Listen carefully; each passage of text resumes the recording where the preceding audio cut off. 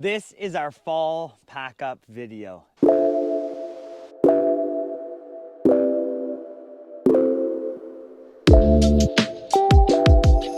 And fall pack up is really important because you've had a long season. It can be tough, you're tired, your hands are starting to get cold, but it's super important to have a good fall pack up. The seasons are changing, so naturally we're supposed to slow down a little, but it's a great time to be focused on making sure we wrap up well for the season past and prepare ourselves for the season ahead. So in this video, I'm going to give you all the tips and tricks that we're doing, some little hacks to make sure you can actually save some time packing up in the field. So I'm Luke Sheldrick from Terramore Farm. My wife Dana and I own this farm for 8 years now. We do cut flowers and organic vegetables, and we have 8 full-time staff in the summer. We service 3 farmers markets, over 20 restaurants and retail locations, and roughly 80 weekly CSA members. We're extending the season this year, so we'll also take a look at what we have in the greenhouses. Check out this video, gonna be a good one. And first off, right away, I got an exciting one because last night was pretty cold and we've just got a new hydrant in one of our greenhouses. Because yes, 4 feet deep is good for a hydrant to be below the frost line, but if there's no dirt to protect it, you're not really doing much. And also, I'm gonna put in one of these just in case. Easy peasy. So we just need some zip ties for this, and this will just go right down along the pipe. Also really important to preface by saying, I don't think you by any means have to put one of these on. It is a precautionary measure that we did in our wash station when we used a hydrant in there. The contractor did it, and I just think it's a good idea as a backup. Technically, the whole point of a hydrant that's frost-free is that it's under the frost line. There should be no issue. But in case there is, this is 50 bucks, a little extra work, and it is a nice precautionary measure. But you don't necessarily have to, I don't think, do it. I don't even know if you needed to hold my feet, to be honest, but it just feels cool. It's good for the gram. Oh shit, now hold on. Okay, yeah, let me up. Okay, it's not as necessary as I thought. No, I thought I was gonna be right up head first in there, but I can actually just lay down in it. Hydrant's in, I'm super amped. The crew is gonna move the wash station up to here. Not the full wash station, but we're gonna get 1 drying table, 1 spinner, 1 tank. Just because this is warm, really nice to work in as we get into November, December. We don't have a heated wash station, and it can get pretty cold in there. So just for the shoulder seasons, we will operate out of here. Very fortunately, we've done it in the past. So I actually have a drain in here, which is great. Just straight to the outside so we can put the tank to drain into there. And yeah, now we have water here. 8 years we've been operating here with just running hoses into our greenhouse. So if you need to like hear from someone that's been doing it, it's not always the perfect system, and we're always getting better time by time, over time, small investments. And I'm so happy that we finally have a hydrant with water into our greenhouse. Another thing we do for packing up in the fall is tarping. So these tarps are extremely important for covering the soil. And then in the spring, it's something called occultation, where they will warm the soil, but also encourage weeds to germinate and then die. So these will be, it's the same as if you've put a carpet or cardboard down on to make a new garden. We're just depriving the plants underneath of the light that they need, so they all die, but they will germinate, which is lovely. So this is a fairly weedy spot. We always like to put them on the spots that are a little bit worse, and also bare soil. You never want to leave bare soil. So that's one of the ways that we pack up for fall. There's other ways. We don't tarp everything. This here is another great example. Behind me is garlic. So another way that we pack up for fall is by using traditional mulch. We can't use straw everywhere because that would be farming profitably. Maybe if you're in the backyard, you could use straw mulch for everything. But farming at our scale profitably, we only use it for garlic. And this is 8 beds of garlic. So I think that's, 8 times 6, 4,800 cloves in here. And we run drip irrigation underneath. One year we had really bad garlic, and it was because it didn't rain at all in June when they're bulbing up. So the June is in our area the time when you want to irrigate the garlic. So we run 4 rows of drip on each bed with 1 header. So this is an entire irrigation plot, an entire plot for us. And we will irrigate throughout the month of June to ensure that we get it nice, if it needs it. And then there's another way right here. that we pack up. And this is just leaving things in the field, because one principle of no-till is leave the roots in the ground and leave no bare soil. So there's actually no better option than actually just leaving plants in the field. There's this inclination to feel like we have to get everything mowed and tarped and packed up or tilled or whatever, prepped ready for next year. This is totally fine. We're going to be able to harvest off this kale well into December, hopefully. And then it'll overwinter like this. We disconnect all the irrigation.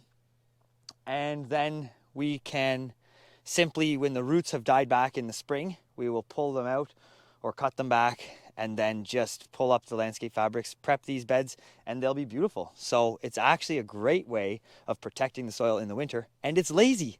So you can feel good about being lazy. So this is a great method. Lastly, walk with me now. So while I'm here, we used to pack up all of our lay flat hoses, and we've gotten, again, a little lazy, and it's actually working out. So this is another tip. You can just leave the lay flat hose in the field. We like to open all the valves to make sure we've had them break in the past. You don't want any water settling in the valves, because when it expands, it'll freeze and expand and break them. So you need to drain everything, and we open all of the headers. So let's show, there's gotta be one here somewhere. Where is the middle of this plot? Right here. So this is the lay flat hose. We leave that in the field and we just open all the headers. And that's it. There's no water in there, and we've had no issues with that. The last way that we prep soil is planting winter rye. So it's just germinating here. It's a little late, but it's better than nothing. And these were particularly weedy beds, so I'm not going to be rushing to plant them in the spring anyways. We're going to probably put something that's going to be long season, landscape fabric here. That's all things that we do.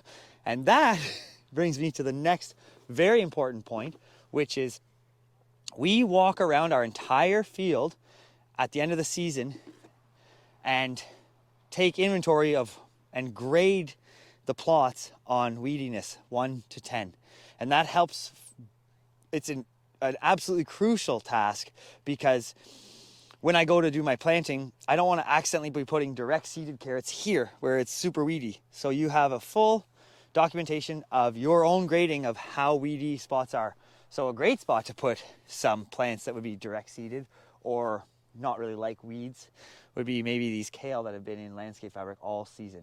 So planning like that, going around the entire field, taking each plot, each bed even, because it can vary from one to another, and grade them, really informs the crop plan. And then also we keep records, of course, throughout the season of where we plant what, because that also informs for crop rotation. So those variables have to be tracked so that you can be well informed when you're going to make your crop plan. Another super important part of end of season pack up is our end of season meeting. So we passed out a survey to the entire crew and just asked for feedback, favorite tasks, least favorite tasks, things like that, like important information. I don't have it all off the top of my head, but just a quick survey, because not everyone has to be involved in the end of season meeting. Some places like to do that. For us, we just did the survey with the crew and then did the management team. And we sat for 8 hours, a full day, and then an additional 4. And we went over the entire season, problem points, where we can improve, and we came up with tons of brainstorming options, and then the solutions. And then we created action items, and we have a living document on Drive where we've assigned the tasks for the winter, and the crew is banking hours and their labor hours of administration. I'm taking mine on, and we're just working through all the solutions, creating new SOPs, better clarification on roles, all kinds of really great stuff where we're just going to be able to operate a little more smoothly. We also want to improve our onboarding, our training, so that everyone is really up to speed when they come in, especially people that might be hired mid-season. So these are all reflections that we saw space for improvement and created real action items that will be accomplished this winter before next season. So when we hit the ground running next year, we're really improving. If you don't reflect, you can't improve. You're just going to keep making the same mistakes. So it's really important to dive in, realign, and set yourself up for success. Here's a quick peek at one of the winter greenhouses. It's going really well. We've got a few new crops, unfortunately not selling as well as we would have hoped. So this is Tokyo Bacana and Kamatsuna. So in the future, I would plant less of these. And really, I think we should only plant salad, because we can sell a lot of salad. Salad and spinach. Maybe even some more arugula. We always want to try new things. And this is an incredible winter crop, but I was joking with the team, like, what good is an incredible winter crop if we can't sell it? So live and learn. It's fun to do new things, but we might just in the future do more salad. This is Claytonia. Really excited to try that one. And then, yeah, let's go check out Greenhouse 2 to see what's happening in there. Oh, and of course, tons of spinach. That'll be great. We've got some Christmas markets and our retailers are loving having spinach still available.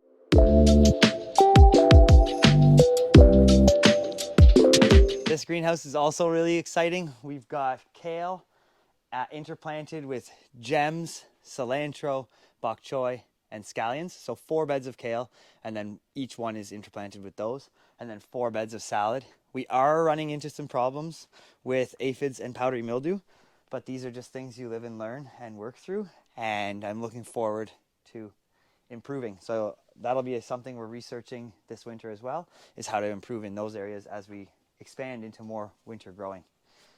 But you got to do it and fail to learn, so not so bad.